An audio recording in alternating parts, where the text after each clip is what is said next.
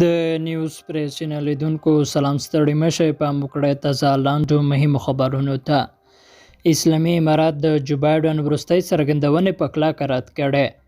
د افغانستان اسلامي امارات د امریکا د ولسمشر جو بایډن هغه څرګندونې په کلکه رد کړې چې ګواکې افغانستان د یووالي وړتیا نه لري.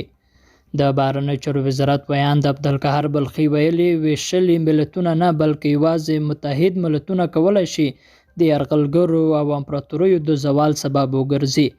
بلخي ویلي د اشغال له پای ته رسیدو وروسته اسلامي امارات په لږ سرچینو او کم وخت سره سرتاسري امنیت ټینګ او ولس یې سره متحد کړ.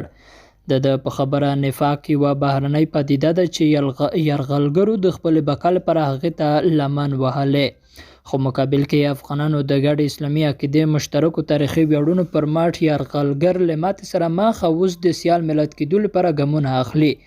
د امریکا ولسمشر جو بایډن د خپل ولسمشرۍ د لومړۍ کلیزې په اړه د وینا پر مهال ویلي چې افغانان یو متحد ملت نشي جوړېدای او د یوه واحد حکومت تر چتر لاندې نشي راتلای، نو ځکه په دې هیواد کې د امریکا حضور بې ګټې و.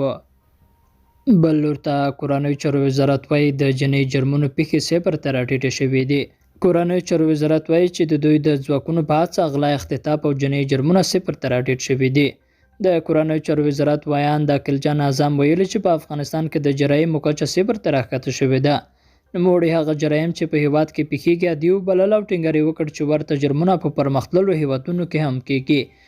اعظم خلکو ته ډاډ ورکړ چې غلا او د عامه نظم ګډوډ کوونکي د دوی د سرتیرو تر تعقیب لاندې دي او هغه کسان چې د طالبانو له نوم څخه ناوړه استفاده کوي څارل کیږي او چاته به د عامه نظم د ګډوډولو اجازه ورنه کړي.